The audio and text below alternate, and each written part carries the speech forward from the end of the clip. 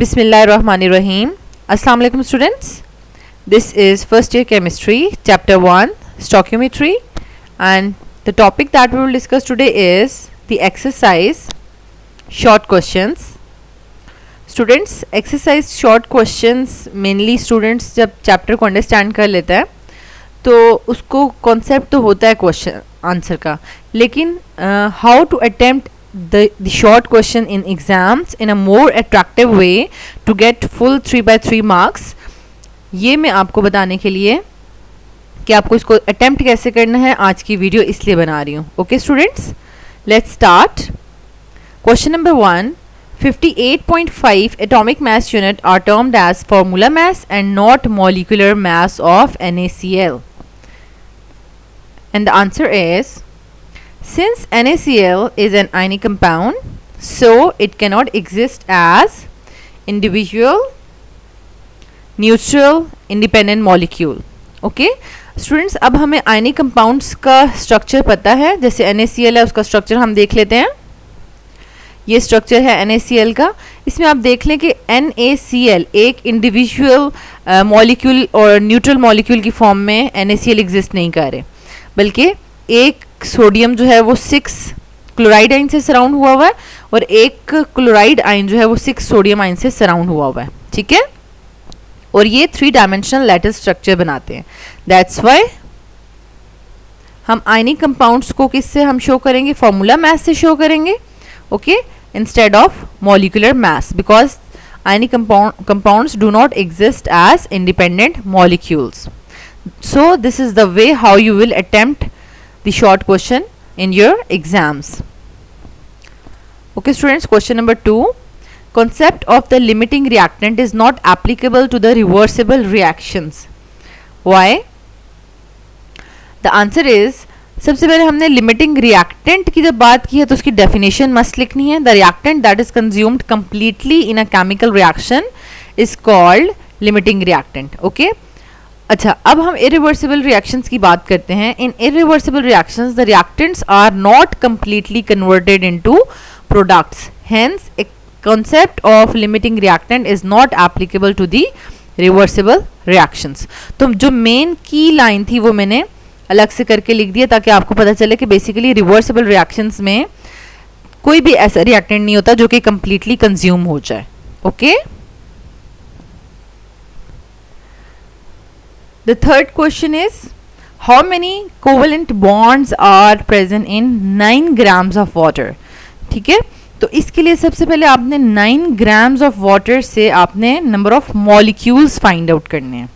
ठीक है, तो number of molecules का फॉर्मूला जो है वो हमने लगाया, mass divided by molar mass into Avogadro's number, and the answer is 3.01 × 10⁻23 molecules. अब हमें पता है कि एक मॉलिक्यूल में हमारे पास कितने कोवेलेंट बॉन्ड्स होते हैं? 2 कोवेलेंट बॉन्ड्स होते हैं.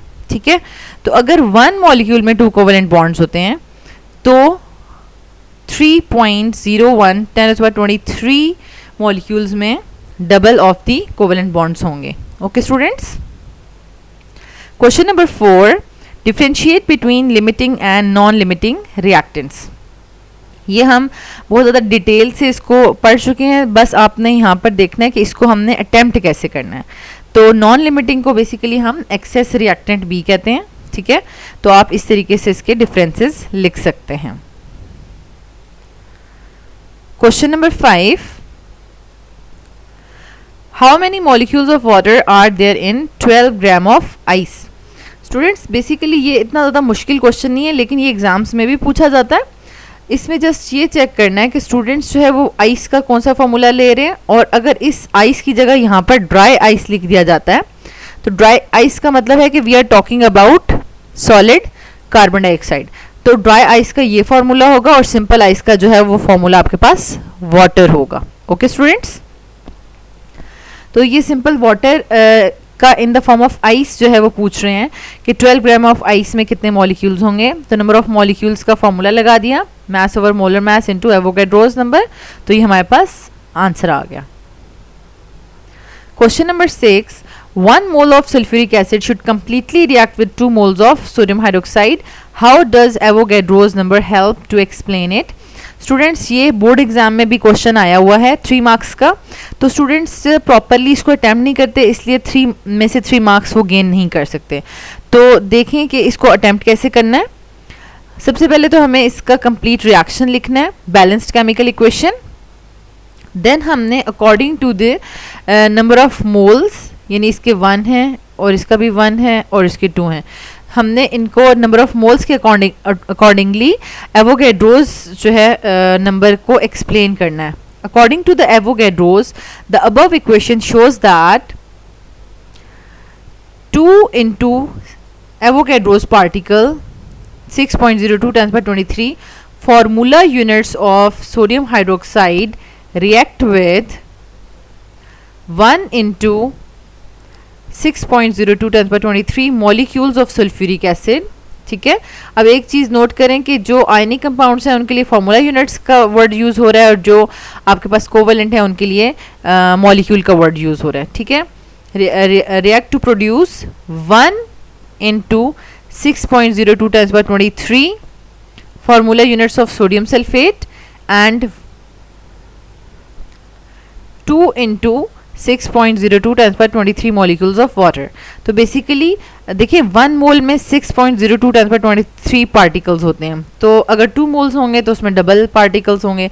तो सिंपली बेसिकली इसको इसी तरीके से अटैम्प्ट करना है कि हमने इसको मोल्स के लिहाज से एवोगैड्रोस पार्टिकल्स के बारे में बताना है। ओके,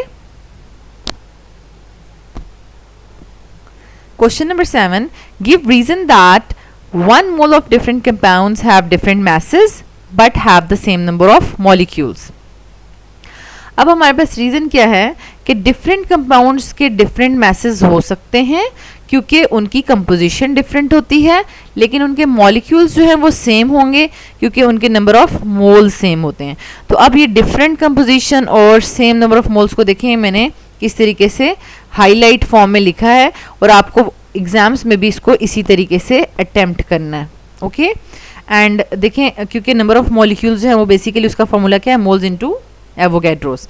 यहाँ पर एग्जांपल हमने लिख दी कि 1 मोल तो हमने लिया है वाटर का भी और कार्बन डाइऑक्साइड का भी, मॉलिक्यूल सेम है उनमें, ठीक है, लेकिन देखें मैसेज डिफरेंट है क्योंकि उनकी कंपोजिशन डिफरेंट थी। Okay students.